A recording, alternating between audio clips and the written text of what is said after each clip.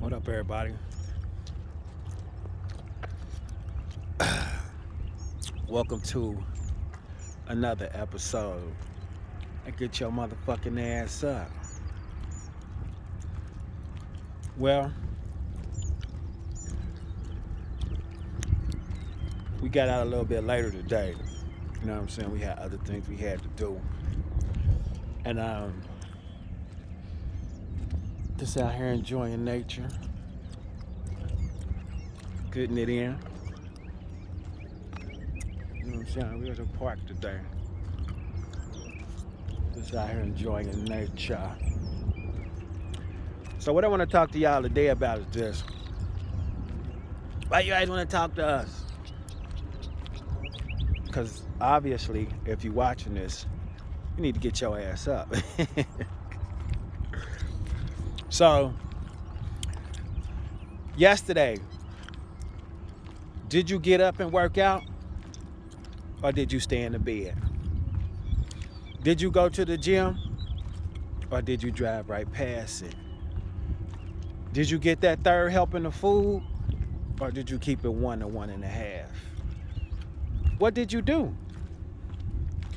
Because what you did yesterday is going to determine how much fat you got on your body today. And what you do today is going to determine how much fat you got on your body tomorrow. Can you play catch up? Yeah. You got to put in the work and burn the calories. But are you willing to do that? What if you only work out 2 days a week? So it's 7 days in a week. You work out 2 days. Let's pick 2 days. You work out Monday and Wednesday. The rest of the days you eating. Do you think that's going to be effective? It's going to help you become stronger. Your muscles will adapt to those 2 days of strenuous activity. Your body and heart will adapt to the heavy breathing. You know, your heart is a muscle. But it's not going to be maximized effectiveness. So if you're going to get out and get your body moving, at least do it 3 times a week. How you doing? At least do it 3 times a week. Because if you, let's say you pick Monday, Wednesday, and Friday, and you diet Tuesday and Thursday, what I mean by diet, the days you don't work out, you eat very light carbs, very light meat. Try to keep it vegetables. I ain't gonna do you with the keto yet, but vegetables and some lentils. We ain't gonna get into extreme diets yet. We're not gonna deny you, all the pleasures. But anyway, so the 2 days you ain't working out throughout the week and your body resting, eat light. And you will get the results that you're looking for faster, because the 2 days you're not working out, your body is going to be burning and shaping mode. It's going to be building that muscle, chiseling away that fat. You're probably going to be peeing a lot more those 2 days. Peeing out, you're going to be pooping a lot more, getting that excrement out, getting that bull crap out. Oh, that's another thing. The more you move around, usually, I'm not going to say it's 100%, nothing's 100%, but the more you move around, the more you're going to go to the bathroom, because the more your body's working. Look at nature.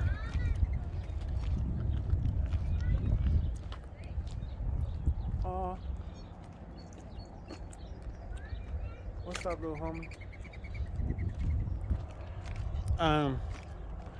The more you're moving around, the more your body gonna be wanting to get rid of stuff. You know what I mean? Old cells, just stuff it don't need, excrement. Along with your lymph node system. What is a lymph node? I know a lot of people have heard of lymph node cancer. Or if you have heard of it, when you hear of it, you probably got it and it's kind of too late. I ain't gonna say it's too late, but it's pretty close to being too late. But lymph nodes are basically the glands in your body that assist with getting excrement out. And the way that these lymph node glands operate at maximum capacity is through muscular movement. So if these glands, lymph node glands, needs muscle movement to get excrement and just bad stuff out of your body, and they ain't moving around, that means they're not getting the maximum amount of stuff out of your body. You know what I'm saying?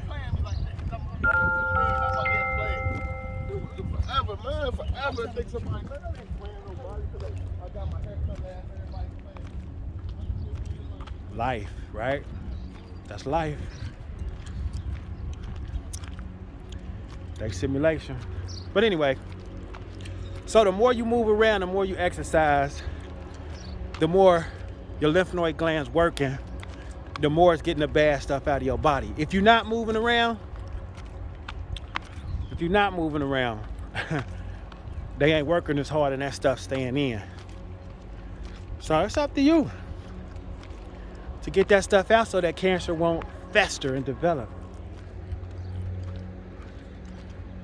They about to be running past me. That's a running team. You know what I'm saying? We about to run up on a tractor. So y'all probably ain't gonna be able to hear me for a minute. Ooh la la.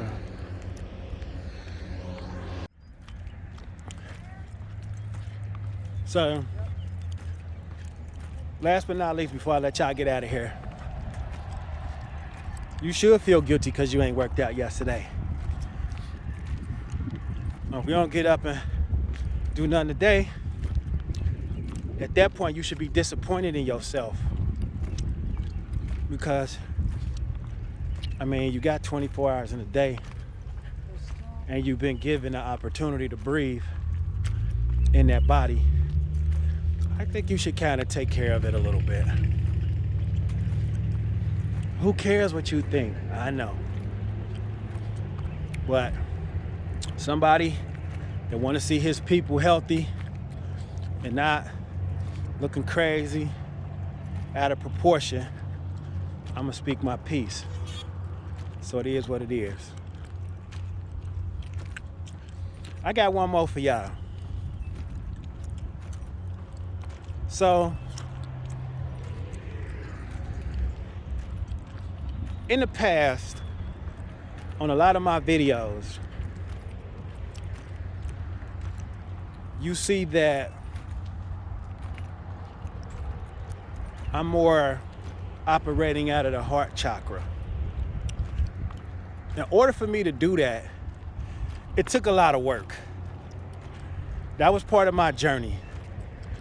Because prior to being called to make videos and actually present them out to the world, I was the opposite. I was your harsh, rigid, matter of fact,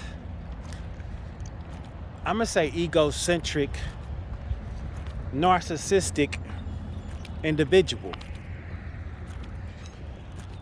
So I had to, on my journey, the ancestors called me by actually watching somebody else's video and their comments. Scrolling through. I just did a big long scroll and just hit my finger, and my finger landed on a sentence. I screenshotted it. It said, "Let your ego go." Now, the universe talks to you in different ways in this simulation. And the answers that you be looking for be right in front of your face. You ask for your prayers to be answered with passion. The way the simulation operates is ask and you shall receive, seek and you shall find. But it might not, you ask and you shall receive, but it might not come how you think it's gonna come. See, I remember a guy said he wanted to be great like Jesus. That's who he looked up to. So guess what happened? He went from having a smooth life to mass problems. He ultimately died at 58 of cancer. So he was going through his cancer struggles. I watched him. I actually got a video for it. For like 2 years, I watched him deteriorate. You know, finally, I was by his side when he died. Not like literally when he took his last breath, but the day he passed, you know, we went to go see him earlier that day. He wasn't there, you know, in this capacity. His car was about to leave out of his body. And I looked at him. And when I looked at him, he looked at me.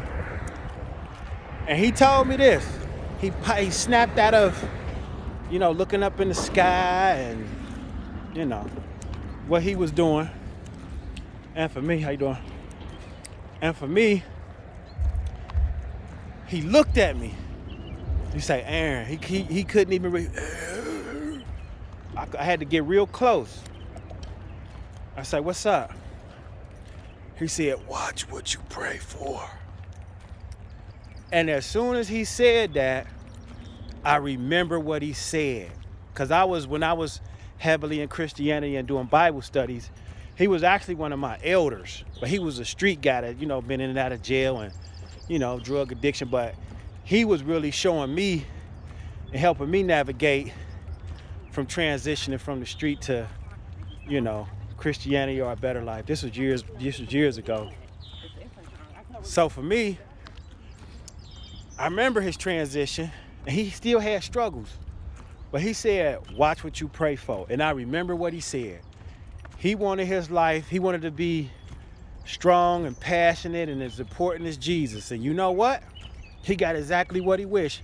Because in the hood, you know what I'm saying, where we from, the real people that's at the bottom or originate from the bottom from back in the day respect him.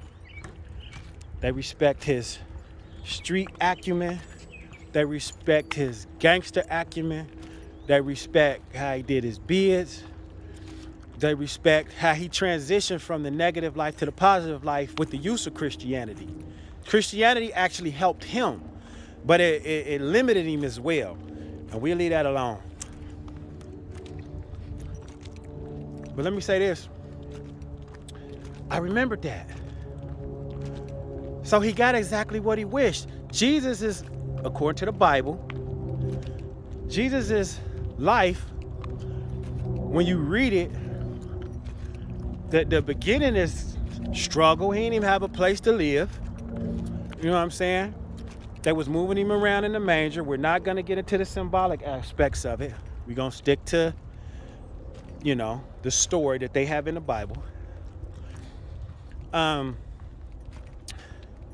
They have a place to stay or whatnot. When he was born, throughout his life, he had struggles, and at the end, his own people got him up through. Chose a thief over him. Then he got crucified. His friends left him crucified. And up through, and his quote unquote father denied him. Reason why I say quote unquote, if you're a Christian, because some people think Jesus is God, and some people think God is Jesus, and some people think they're separate. So however you believe, I'm not here to determine that. But what I am here to determine is that Jesus had a hard life. and he died fucked up. And that's just what he did. He had a hard life. He still was in drug addiction while he was preaching, teaching, running the gym, getting married, all that. I seen him manifest a wife. I literally seen him manifest a wife. And this dude was HIV positive. You know what I'm saying? You know, using needles. He had drug addictions. But he manifested a wife after he had HIV, which was amazing to me. So that being said, when you want your prayers answered, be careful. Hey, how you doing? When you want your prayers answered, you better be careful what you put out, because you probably gonna get what you're looking for. One last one, and then I'm gonna let y'all go. I've known individuals where they've had a good relationship with a person, or they had a relationship with a person, and they just say, man, I just want a real wife, man. I'm gonna just go on here, pray for me a wife. If she's supposed to be my wife, we gonna go on and get married. Next thing you know, they breaking up. They done been together 5 years. Now they breaking up. Why? You asked for your wife, she ain't it. The universe moving her out the way for you to find the one you supposed to be with, the wife. She must not have been her. She was just somebody that was there passing time, satisfying the flesh.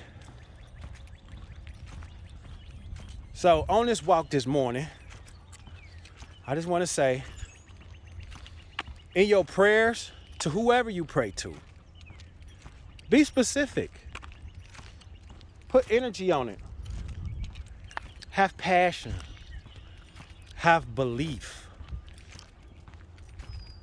I'm not going to include faith, because faith is believing blindly, and you should believe unblindly.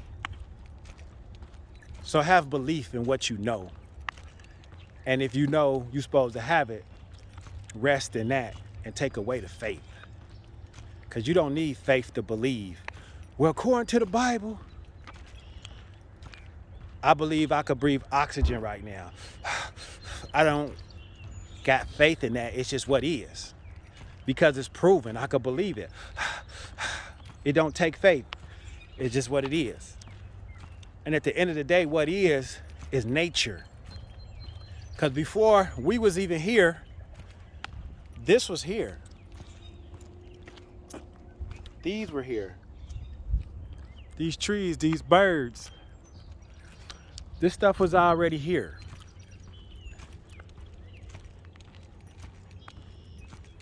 Because how can we be here before this? We wouldn't have nothing to eat. We wouldn't have nothing to drink. Duh. So it had to be here before us. So if this was here before us, that means the laws, the laws that govern what's already here are already in place as well. So if those laws are already in place prior to our existence, then we come into existence. Shouldn't we follow those universal planetary laws? Nature or netter? What's a netter? A netter is what the Africans in Egypt is really the root word for nature. And what nature is an extension of the universe. This is how the universe want to express itself. In this point in time, on this planet, in this specific place. And it manifested it, and it's now here. You're an extension of nature. You're the same way this plant grows, you were born. You know what I'm saying? The same way you pee in the toilet and you flush it and it twirls in a spiral. That's a nature law when it comes to creation. It's called the primordial spiral. You see it in pretty much everything you're doing. If you see a tornado, that's a spiral. Cyclone, spiral. Water going down a drain, spiral. Look at a plant or a flower. A flower grows in a spiral. It's called the primordial spiral.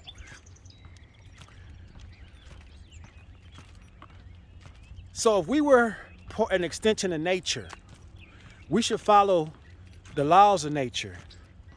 And then if we are already existing, and it's people that come after us, because you know the Africans or melanated people were first. We all know that. So if people came after and create new laws that erases who laws was down first, who laws worked for billions and billions of years, why would we switch from what's been working and in unison to some things that's not? It sounds like you want to control or readjust because you disagree with what's already been established, because you want what? Power. If you control something, you have power over it. So at the end of the day, you want some power. How you doing?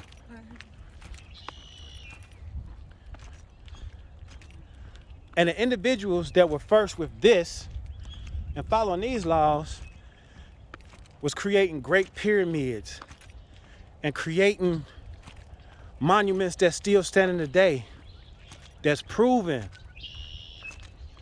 things work. But following these new laws, stuff is in chaos. You gotta think about that, y'all. What's up now? All right now. All right now. So we gotta think about that. Last but not least, I don't want to bore y'all to death, but y'all on the walk, so you know you could be getting up, marching with me in one place. It's still moving around. That might sound silly to some, but for those that's on another level, who ain't got no car, can't get out the house, you know what I'm saying? If you got a phone, walk around the neighborhood. You don't need a park. Even though this is definitely what would be preferred. Be out there getting their fish on. You know what I'm saying?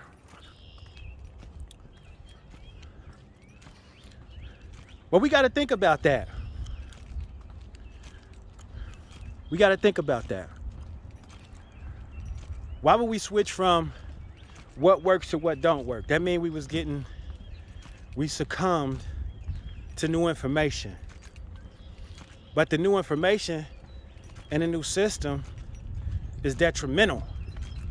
It's not benefiting us. So we need to make some changes. We need, I know. How do we make these changes? Well, I'm putting in work right now. I'm not just talking about get up and do something.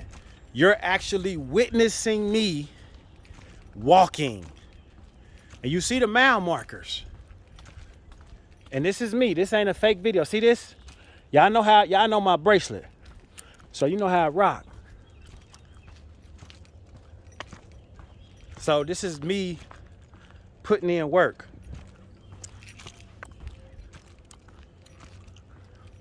So I'm not just talking about putting in work, I'm actually doing it.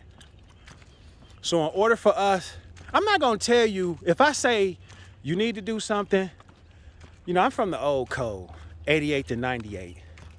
I'm not gonna give you a mission I'm not gonna do, I haven't already done. I'm not gonna send you on no dummy missions.